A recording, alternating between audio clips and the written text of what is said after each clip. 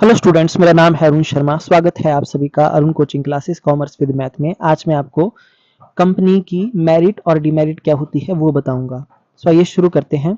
और मेरी आपसे रिक्वेस्ट है, इस चैनल पे नए हैं तो चैनल को सब्सक्राइब जरूर करना, बेल आइकन को प्रेस करना, वीडियो को लाइक करना, शेयर करना, कमेंट करना ना भूलना। इसी नाम से फेसबुक पेज भी है, तो फेसबुक पेज को भी फॉलो करो, शेयर करो, लाइक करो वीडियोस को।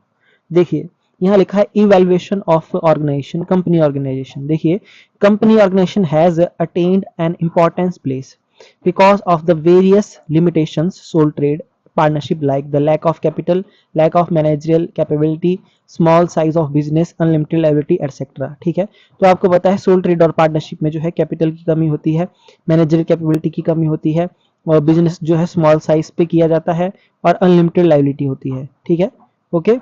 तो इन सब की लिमिटेशंस को जो है वो एलिमिनेट करती है company. In order to evaluate it it is important to study the merit. देखिए अब हमको इसकी मेरिट और डिमेरिट को जो है और इसकी लिमिटेशंस को क्या क्या क्या करना पड़ेगा, स्टडी करना पड़ेगा। ठीक है, द मेरिट एंड डिमेरिट आपके पास यहाँ पे दी गई है। देखिए सबसे पहली बात है लिमिटेड लाइबिलिटी। कंपनी के जो मेंबर्स होते हैं उनकी जो लाइबिलिटी होती है वो लिमिटेड होती है। ठीक है, उनकी पर्सनल एसेट को हम यूज नहीं कर सकते। यानी कि the share holder of the company are liable to pay the uncalled up amount of the shares purchase by them. ठीक है, जितने अमाउंट के उसने मतलब शेयर्स खरीदे हैं उतने अमाउंट के लिए ही जो है वो शेयर होल्डर लाइबल होता है।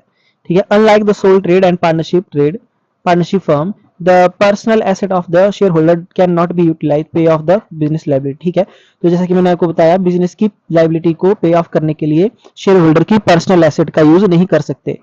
The liability of the share holders is limited. Share holder की लाइबिलिटी लिमिटेड होती है। They already know it. ठीक है, और उसको मतलब इस बात को जानते हैं। This encourages people to make investment in the company. तो इसी वजह से जो है कंपनी जो है वो प्रोत्साहित होते हैं कि वो कंपनी में लोग जो है कंपनी में पैसा लगाएं। Ultimately the company form of business organisation is developing. तो इस तरीके से डेवलप जो है हो रही है। अच्छा, उसके बाद है share transferability facility, share transfer facility.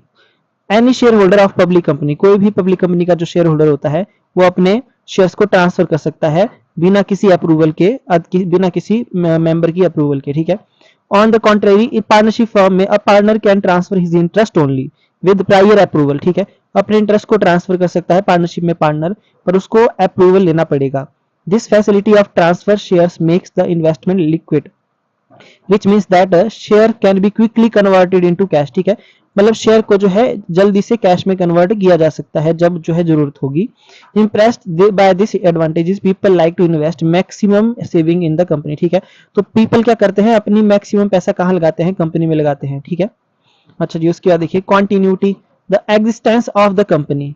जो कंपनी का जो एग्जिस्टेंस होता है वो अपने मेंबर से सेपरेट होता है। So there is no effect on its life in case of death of share holder. ठीक है, सो बैंकरप्सी और देयर मैडनेस, अगर कोई पार्टनर पागल हो जाता है, बैंकरप्ट हो जाता है, किसी की डेथ हो जाती है, तो उसका असर जो है कंपनी में नहीं पड़ता। It is only because of its stable existence that it is considered the best form of business organisation. इसीलिए इसको क्या बोला जाता है, बेस्ट ऑर्गेनाइजेशन बोला जाता है, क्योंकि इसका स्टेबल एग्जिस्टेंस होता है, स्थिर होता है। Scope for growth and expansion, there is very there is every possibility of growth and expansion in the company business because of sufficient capital, sufficient management capability and limited liability। ठीक है, हमारे share holder की जो liability है कैसी है, वो limited है, मैनेजरियल कैपेबिलिटी भी सफिशिएंट है कंपनी में, और सफिशिएंट कैपिटल है, इसलिए इसके बहुत सारे चांस होते हैं कि बिजनेस जो है कंपनी बिजनेस वो ग्रोथ करेगा, एक्सपेंड होगा। The benefit of large scale business are available to the company, so it reduces the per unit production cost। ठीक है, तो जो बिजनेस किया जाएगा लार्ज स्केल पे किया जाएगा, इसलिए जो है पर यूनिट कॉस्ट जो है वो कम आएगी, और कंज्यूमर को जो है वो अच्छी क्वालिटी का गुड्स मिलेगा चीप प्राइस पे। ओके, नेक्स्ट है एफिशिएंट मैनेजमेंट।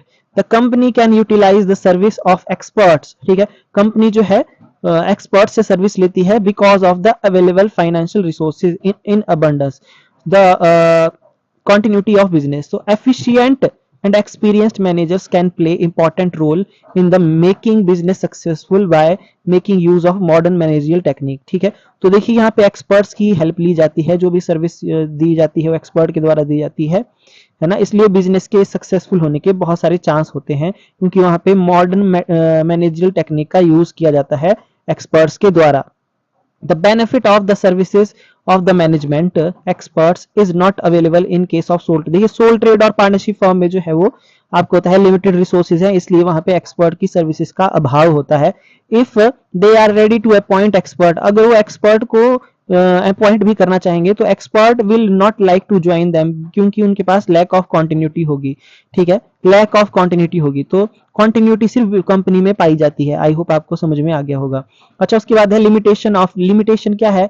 कंपनी ऑर्गेनाइजेशन की लिमिटेशन। देखिए जैसे कि इसके कुछ ना कुछ जो है वो मेरिट है, तो कुछ ना कुछ लिमिटेशन जरूर है। पहला डिफिकल्टी इन फॉर्मेशन। देखिए कंपनी की फॉर्मेशन करना बहुत ही ज्यादा मुश्किल होता है, क्योंकि कंपनी को जो है वो रजिस्ट्रार के ऑफिस में जाके रजिस्टर करना पड़ता है, और भी बहुत सी लीगल फॉर्मेलिटीज होती हैं वो पूरी करनी पड़ती है, बहुत सारा टाइम लगता है, पैसा लगता है, इसलिए इसकी फॉर्मेशन बहुत मुश्किल होती है।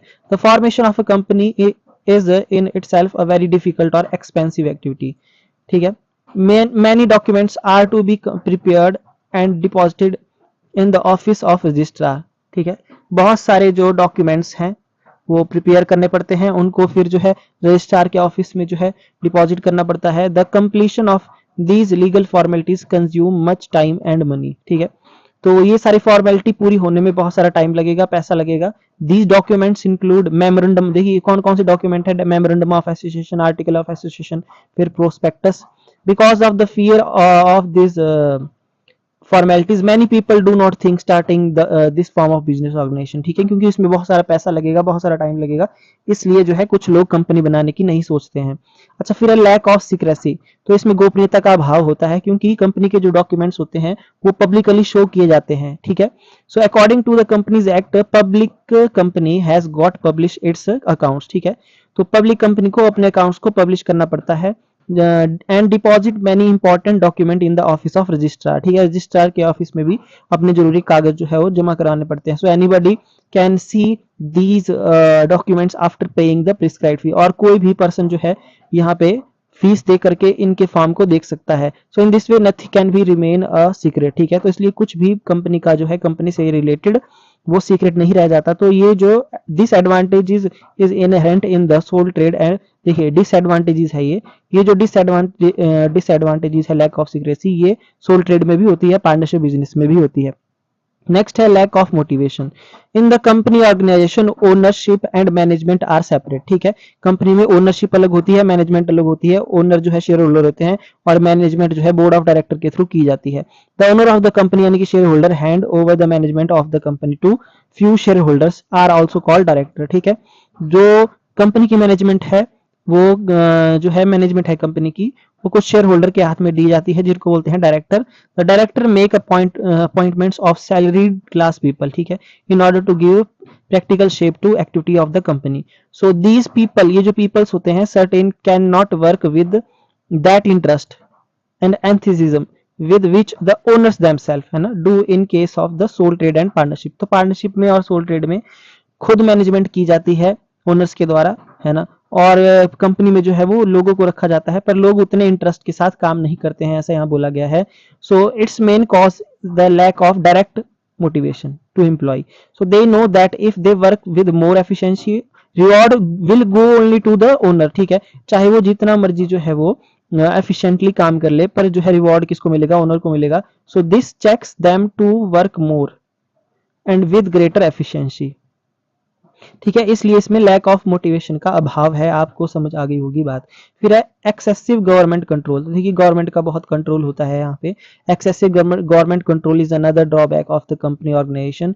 Various government restrictions are imposed in the performance of day to day activities which include the observance of many legal rules, sending various types information to the government from time to time, having compulsory audit होता है। देखिए publishing annual report जो है publish करना पड़ती है, which checks the growth of the company, जिससे company की ग्रोथ का पता लग जाता है। Similarly it is difficult to if difficult job to change the objective, और कंपनी के ऑब्जेक्टिव को चेंज करना, ऑथराइज कैपिटल को चेंज करना जो है मुश्किल हो जाता है, ठीक है। All these things reduce the efficiency flexibility of the company, so legal experts have got appointed to save the companies from the governmental uh, stranglehold, which of course is very costly, ठीक है।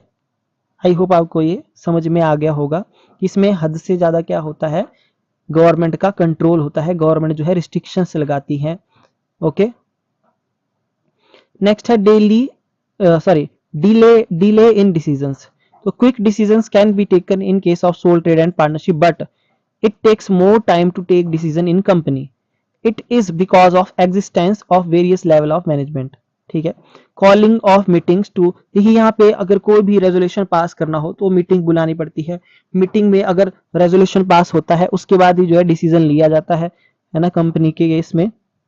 So in this way it is possible to take quick decision in company and many times it does not that some profitable opportunity slip away, ठीक है। तो कभी कभी क्या होता है, देखिए मतलब ये क्विक डिसीजन लेना जो है इम्पॉसिबल हो जाता है, जिसकी वजह से जो प्रॉफिटेबल अपॉर्चुनिटी है वो हाथ से चली जाती है, स्लिप अवे हो जाती है। अच्छा,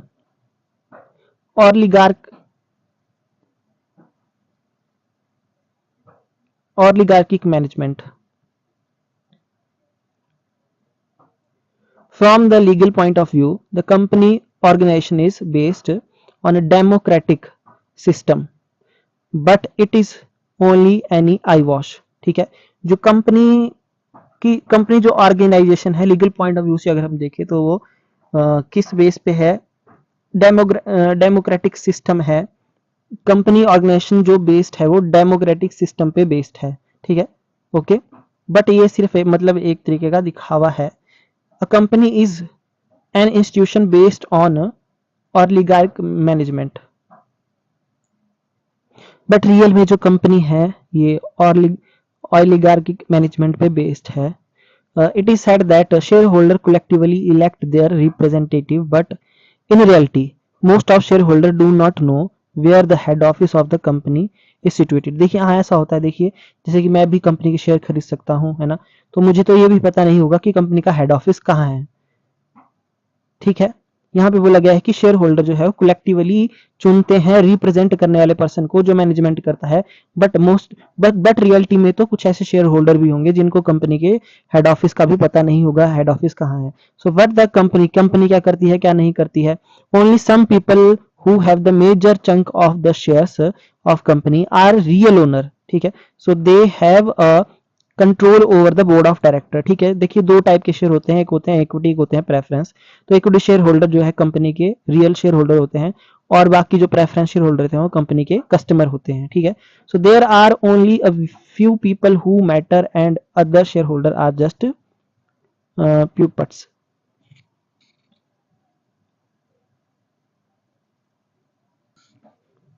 तो शेयर होल्डर जो अदर शेयर होल्डर हैं जस्ट क्या होते हैं, पपर्स होते हैं, मतलब कठपुतलियां होती हैं, ठीक है। ओके, तो ये था आपका 6th पॉइंट, आई होप आपको समझ आ गया होगा।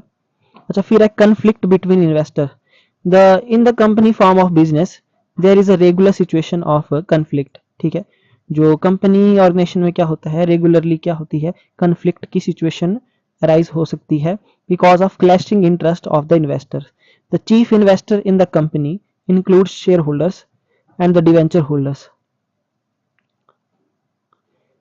देखिए जो चीफ इन्वेस्टर होते हैं कंपनी में, उनमें कौन कौन शामिल होते हैं, शेयर होल्डर और डिवेंचर होल्डर दोनों।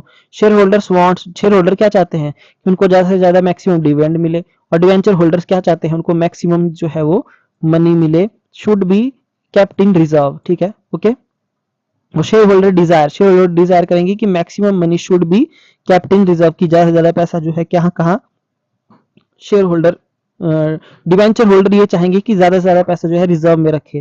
देखिए क्योंकि डिवेंचर होल्डर जो होते हैं वो कंपनी को जो क्या करते हैं, लोन देते हैं ना, है ना। ओके, सो डिवेंचर क्या होता है, लोन होता है ना, आप सभी को पता होगा इस बारे में। और जो डिवेंचर पे जो है वो डिवेंचर होल्डर को इंटरेस्ट मिलता है, इसलिए डिवेंचर होल्डर ये चाहते हैं कि उनका जो पैसा है वो ज्यादा से ज्यादा क्या रहे, रिजर्व रहे। और जो शेयर होल्डर है वो ये चाहेंगे कि उनको मैक्सिमम डिविडेंड मिले। So in this way there is a regular conflict between the share holder और and the board of director and the management and the workers. I hope आपको ये समझ में आ गया होगा। तो कंक्लूजन क्या निकलता है, देखिए, the company organisation has achieved more popularity in spite of many limitation. देखिए बहुत सारी इसकी लिमिटेशन है, फिर भी ये बहुत पॉपुलर है। Its importance is increasing particularly for large size business where more capital and efficient managerial staff are required. It can be said that with the reference to the defects company organization that these defects the shortcomings of those people who establish the companies rather than those of the company organization system। तो देखिए मैंने आपको बता दिया, ये थी इसकी limitation और ये थे इसकी मेरिट्स थे। आई होप आपको अच्छा लगा होगा आज का लेक्चर, है ना। तो आप इसको देखेंगे ध्यान से और सुनेंगे ध्यान से तो आपके कई सारे डाउट क्लियर हो जाएंगे और आपके एमसीक्यू तैयार हो जाएंगे। तो आज के लिए इतना ही। Thank you so much. Channel को सब्सक्राइब जरूर करें, बेल आइकन को प्रेस करें।